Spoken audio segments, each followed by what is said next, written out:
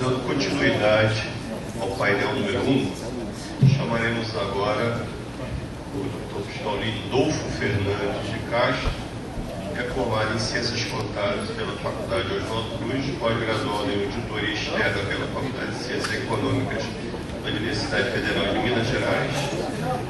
É auditor fiscal desde 1985. Atuou em diversos setores da fiscalização, foi assessor, inspetor de superintendência, fiscal e diretor de administração das câmaras de conselho de contribuinte de Minas Gerais, assistente técnico, perito oficial da Procuradoria-Geral Regional da Fazenda. Com os senhores e senhoras, Lindolfo Fernandes.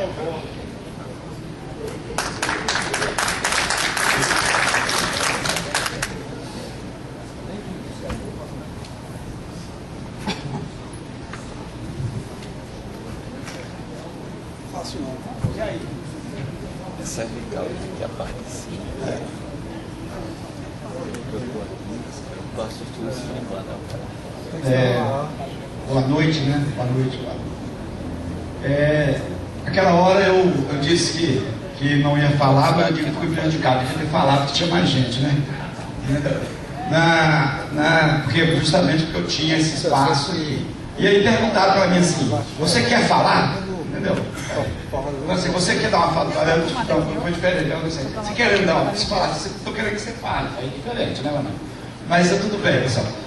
Eu queria primeiro dar os parabéns ao Sindifício da Paraíba pelo seminário.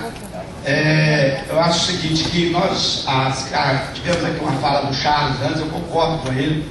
As carreiras típicas de Estado, principalmente a fiscalização, eu estou vendo que ela está sofrendo um ataque muito grande. Nós somos aí a bola da vez, e justamente essas questões relacionadas à reforma da Previdência, e vai por aí afora, e nós precisamos justamente sair desse imbróglio, e a forma, eu acho que é através do trabalho. A gente vê que essas carreiras exclusivas, carreiras típicas de Estado, elas começam, quer dizer, elas estão fazendo sobrevivendo à custa do marketing, mas também do trabalho, ali como a Polícia Federal, o Ministério Público e tal. Eu acho que o caminho, do nosso caso, que lidamos com um setor extremamente importante, que é o combate à sonegação, é pelo lado realmente do trabalho. Tá? E eu costumo dizer que sindicalista, ele tem que conhecer do negócio dele também. Tá? É o primeiro ponto, ele precisa conhecer da atividade. Acho que é importante, até para você fazer a luta e também conscientizar os colegas. A gente precisa ter esse quadro, procurar temer, ser bom fiscal e para poder evoluir. E para isso é importante essa formação e essa discussão. Eu vou tentar trazer para vocês a experiência de Minas, né, que não é para ter seguida, que nós vimos aqui, tanto do Ceará como da Bahia, que está caminhando no sentido da valorização de trânsito. E Minas, o contrário. O dia 31 foi o dia de fechamento dos últimos 5 postos fiscais que existiam em Minas Gerais. E foi um negócio meio uma morte lenta, entendeu? Porque eles soltaram uma resolução lá no final do ano, início desse ano, né, para poder dar 6 meses para fechar. E você imagina o inferno que é no sindicato, você conviver com isso. Até teve um dia, quer dizer, longe do pessoal que estava envolvido direto, eu falei: vocês deviam fazer festa de uma vez, que matava de uma vez só, porque ninguém aguenta isso, se matando dessa forma, devagarinho, aquela pressão em cima do sindicato, aonde eu vou trabalhar, onde eu vou ficar, como é que vai ficar, ao invés eu falei: olha, eu não mexo com essa parte, entendeu, de administrar a rendição e a massa falida.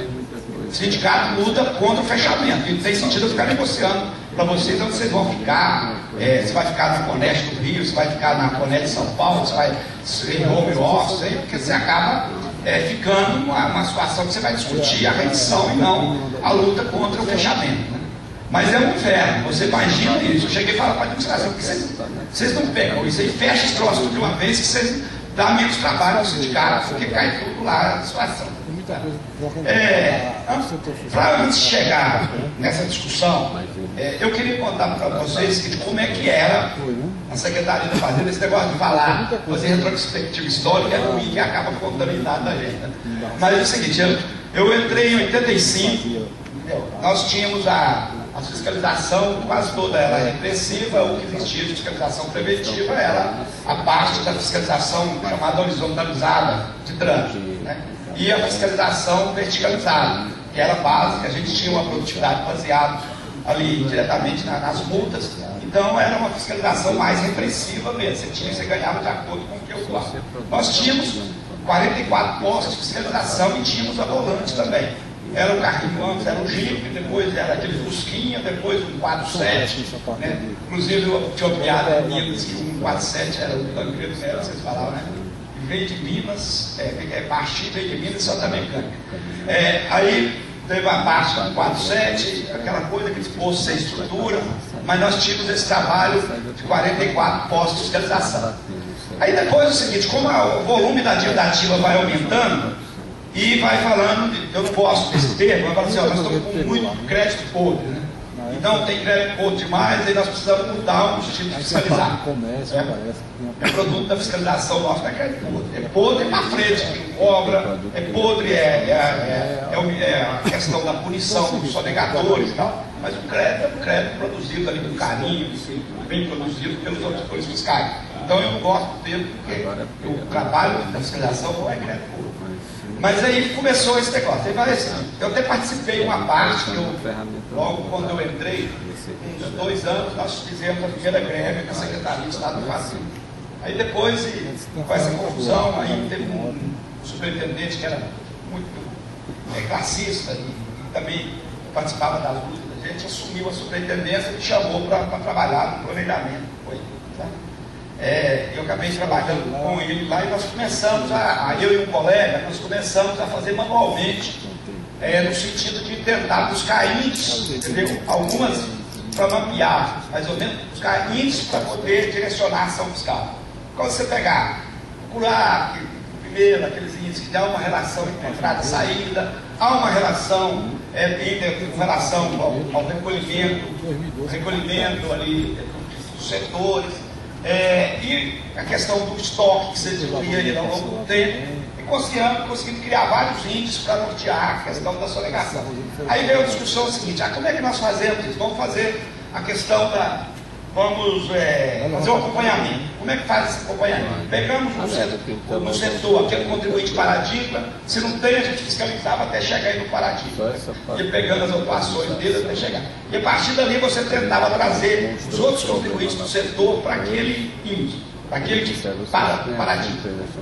Aí isso evoluiu, a Secretaria da Fazenda. Foi evoluindo.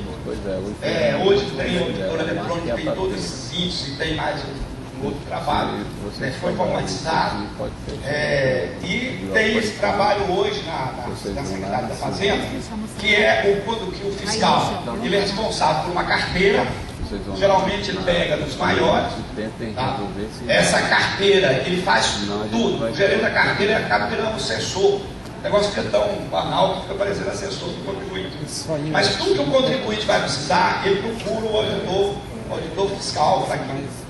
Aí você faz o monitoramento, depois aí você pega exploratório, você pega o período, você vê se tem irregularidade. Aí depois você achou irregularidade, você chama ele para denúncia espontânea, aí a denúncia espontânea induzida, isso é uma luta danada, isso vem de muito tempo já.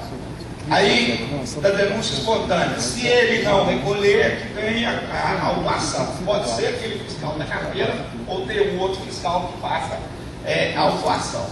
Esse sistema, pessoal, de início, ele foi assim, ele tem uma ideia, é a mesma história que eu ouvi aqui hoje. Nós não podemos pegar 5 anos para trás, vamos pegar os mais recentes.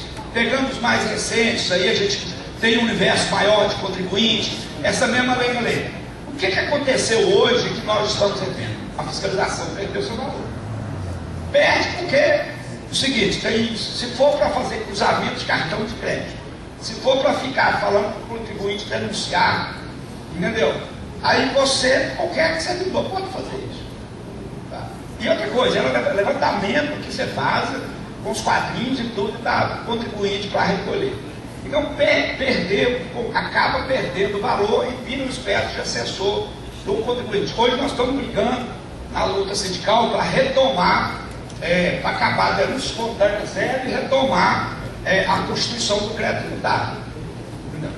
Então, as armadilhas que nós vamos entrando para cobrir as brechas da legislação, a ineficiência, a falta de recurso humano das secretarias, a falta das condições, e nós vamos entrando com esses argumentos e entra numa armadilha muito grande.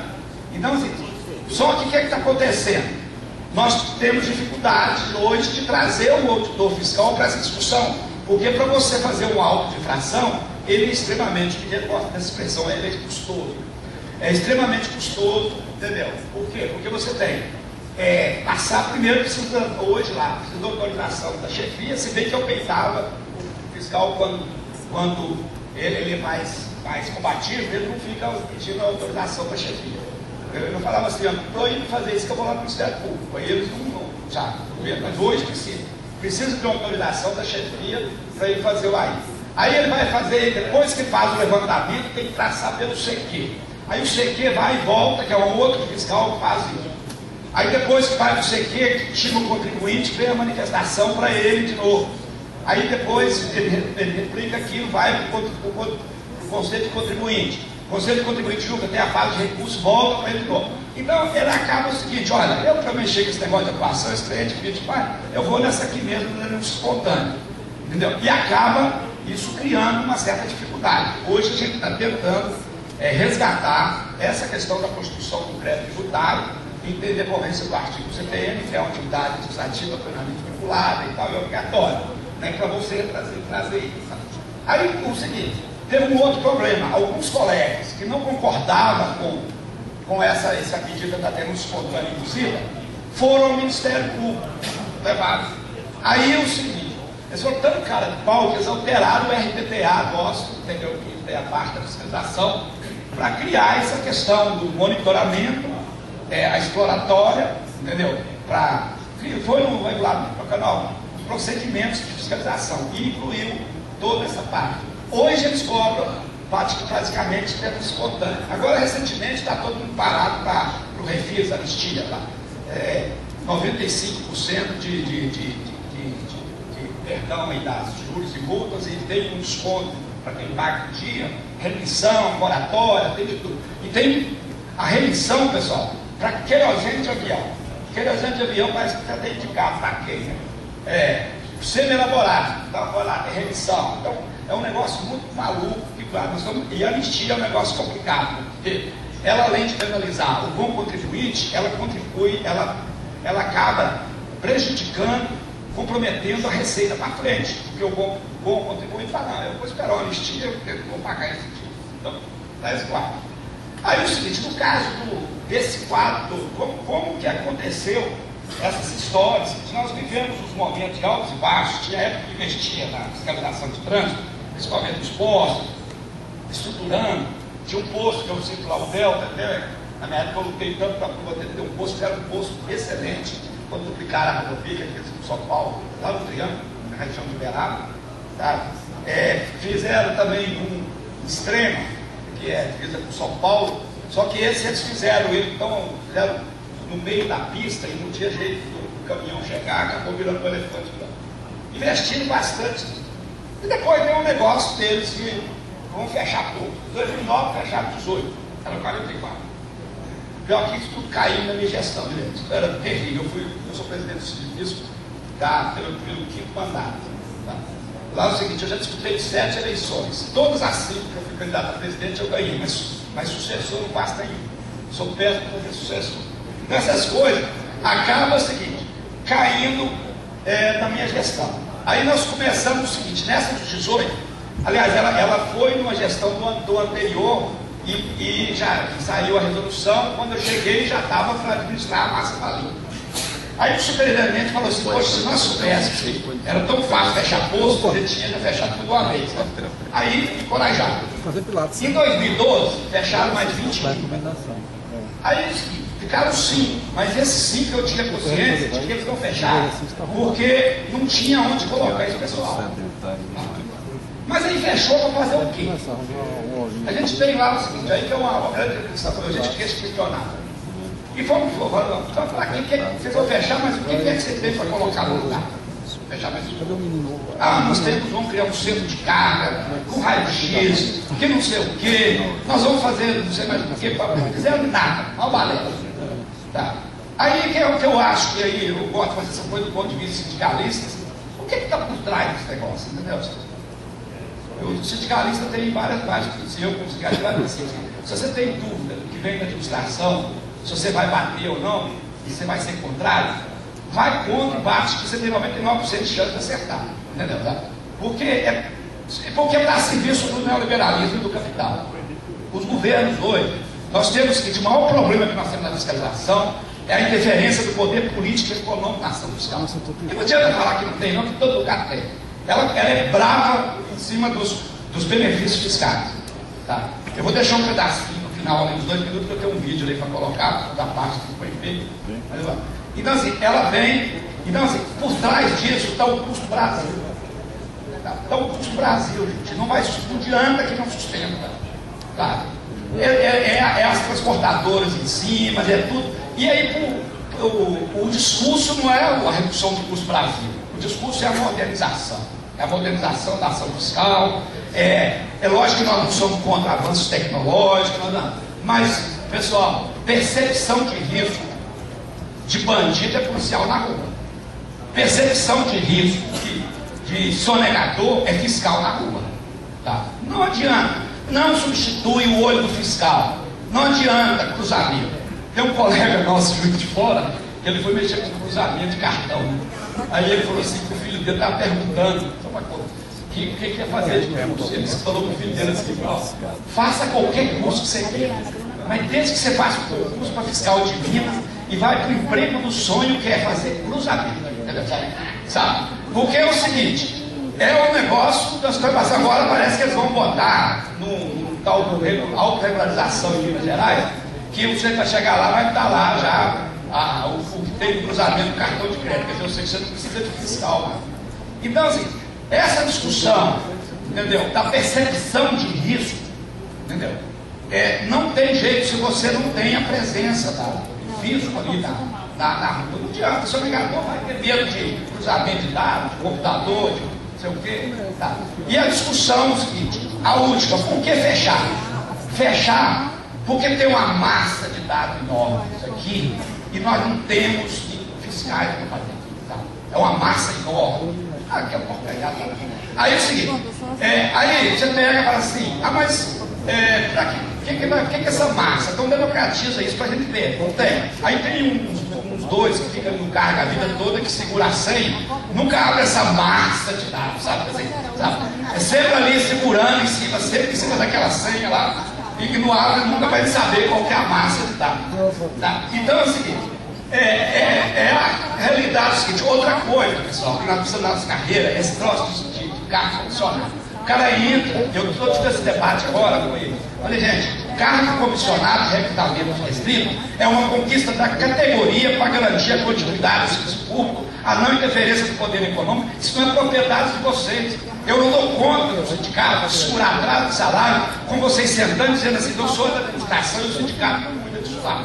Isso eu acho que vocês têm que limpar o beco se vocês não forem para ter posições classistas para resolver as coisas. Porque lá ganha 50% a mais, entendeu? Ganha o pessoal lá, a maioria, o pessoal do carro. Tem gente que nasce superintendente e morre superintendente lá em Minas Gerais. Então, aí eles criaram esse negócio de que tem uma massa de dados enorme, e através dessa massa de dados eu preciso desses fiscais que ficam dando. O que eles fazem para fechar posto? Fechar posto, primeiro não investe, deixa o coitado lá no meio da divisa, entendeu? Tira policial, aí começa assim, está ficando perigoso, está tirar os fiscais de lá, porque policial, aí combina com o comandante da PM, que não pode ceder policial. Não, mas a PM não quer ceder os policiais, então nós não podemos deixar. Porque a última justificativa é isso, nós somos preocupados com a segurança. E o alto comando da PM diz que não vai ceder policial. Mas, gente, por que a PM não é subordinada ao governador? Se vai, manda e pronto, acabou. Não tem assim, tem mais de 60 mil PMs em Minas Gerais, porque vai botar uma medusa no bolso, sabe o que é diferente. Então aí começa, através da segurança. Aí não investe na estrutura, vai depenando a situação do posto todo, aí depois arruma a história do fechamento. Tá? Aí eles fecharam, dizendo que tinha sido de carga, não saiu. A última agora é uma pedra. A última é que vai fazer uma parceria público-privada. Vai sair o PMI, uma parceria público-privada, que vai botar um radar e o máquina. Eu até achei que deve ser parecido com esse negócio daquela fibra ótica de vocês. Aí vai abrir parceria público-privada, já abriu o PMI até o final do ano, para poder terceirizar a fiscalização do trânsito, ao ponto que nós chegamos. Agora, recentemente, entrou um instituto lá é o seguinte, eu brinco, eu até outro dia estava com o meu pessoal lá, e disse o seguinte, olha, a minha linha de sindicato combativo é da rua, é com os professores, é com os trabalhadores, nós somos trabalhadores, nós não somos elite, nós não somos patrão, é isso. E como vocês não estão querendo ser, eu vou largar isso, eu nem vou lançar chapa mais nesse negócio aqui não, e vocês tomam conta disso. Porque é um absurdo o negócio, sabe? Aí o seguinte, porque aí nós começamos, batemos nesse negócio, lá entrando com a ação popular contra o fechamento dos postos. Porque também o Ministério Público não tem nada na frente. Em 2012 eu levei um monte de negócio, não adianta nada, não vai para frente. Aí eu falei, botamos, entrando com a ação popular. Agora, recentemente, teve esse negócio do IPEAC, que foi também um contrato de 7 milhões de reais para poder ter acesso aos dados sigilosos e confidenciais para fazer planejamento dentro da Secretaria da Fazenda e tudo mais. Aí nós entramos com uma ação, não ganha também, essa justiça nossa, você sabe como é que é, como é que está. Agora nós temos o caso do golpe, nós vimos como é que é.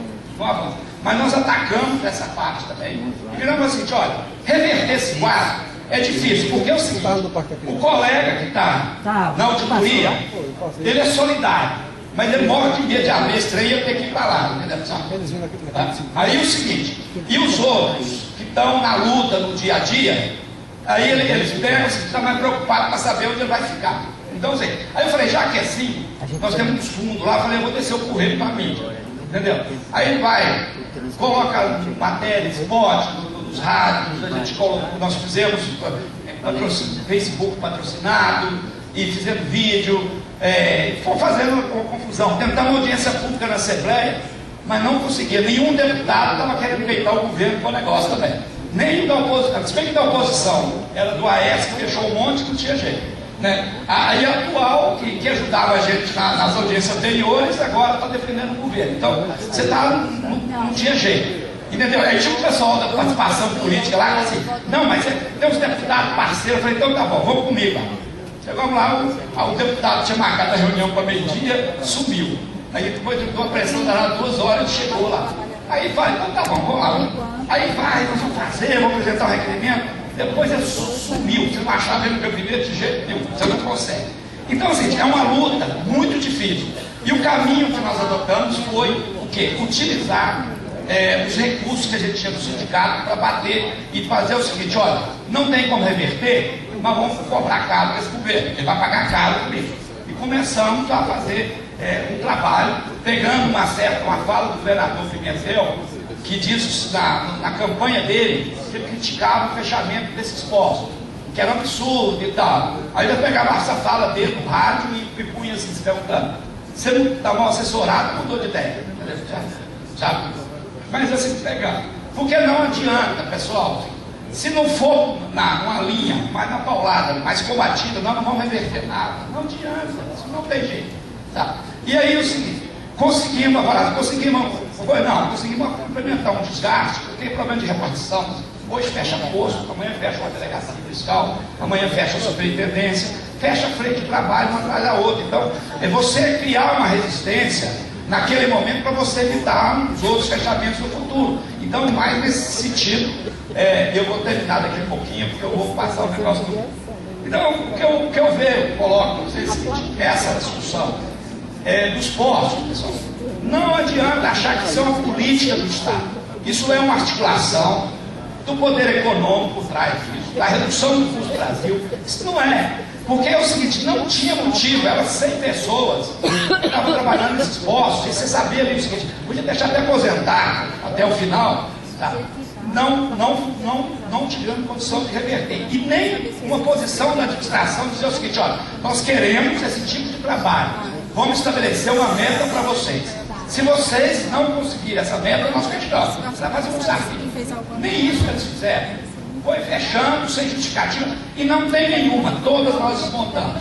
Eu queria pedir ao colega para apresentar tem um vídeo aí que já luta contra o fechamento dos postos, e o outro que eu achei interessante, que teve mais de 500 mil acessos no YouTube, e teve um colega até de Rondônia que acabou fazendo isso dele, que o secretário se irritou com ele. Eu falei, então atingiu o objetivo, se irritou porque não tem o resultado. Porque se ele elogiasse, ele estava.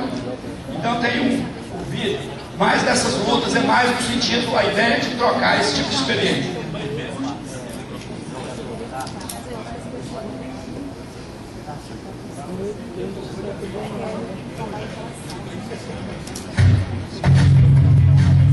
Os auditores fiscais da Receita Estadual, liderados pelo Sindifisco MG, enfrentaram neste ano a decisão do governo de fechar os portos.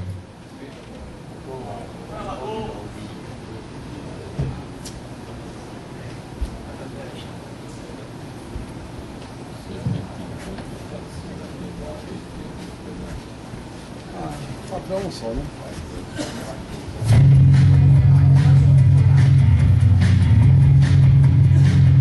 Os auditores fiscais da Receita Estadual, liderados pelo Sindifisco MG, enfrentaram neste ano a decisão do governo de fechar os postos que fazem a fiscalização de trânsito de mercadorias em Minas Gerais. A diretoria estava ciente da dificuldade que seria reverter a medida, mas empreendeu esforços para pressionar o governo. Após o anúncio do fechamento das 5 unidades em funcionamento nas estradas de Minas, foi feita uma tentativa de dialogar com a gestão da Secretaria de Fazenda. Diante da intransigência dos administradores, os auditores fiscais e a diretoria do sindicato entraram com uma ação popular no Tribunal de Justiça e buscaram apoio político de deputados e prefeitos de municípios próximos aos postos.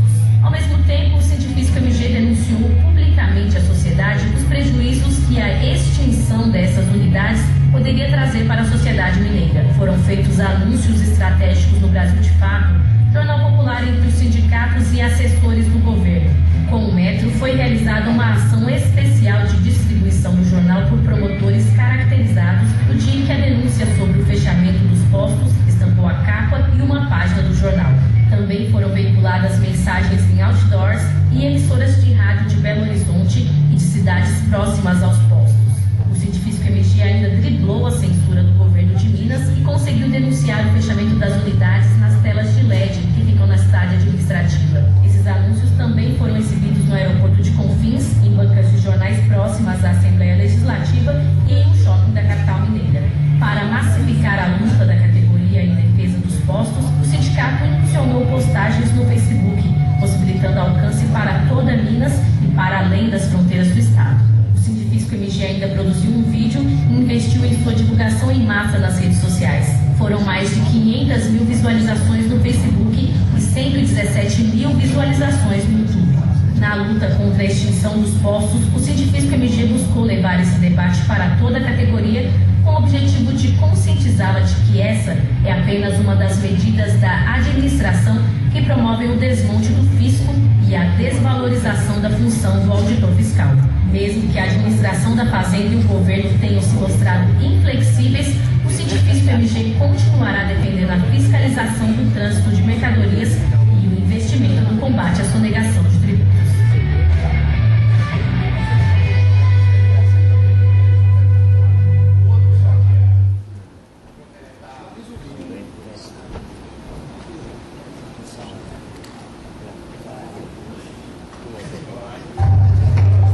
Administradores da Secretaria de Fazenda a favor do fechamento dos postos fiscais nas estradas de Minas. Vamos fechar os 5 secretários. Isso mesmo. Abrimos espaço para empresas privadas atuarem com a terceirização da fiscalização de trânsito de mercadorias. O estado de Minas Gerais tem perdido receita por causa da falta de investimento em fiscalização. E a situação vai se agravar muito mais se fecharmos os 5 postos fiscais que ainda restam. A falta de fiscalização nas rodovias vai diminuir a arrecadação de ICMS em Minas, que é um imposto sobre a circulação de mercadorias. As finanças das cidades localizadas próximo aos postos também serão prejudicadas. Encerrar as atividades nesses locais é perder dinheiro público e abrir as fronteiras do Estado para a livre circulação de produtos com documentação fiscal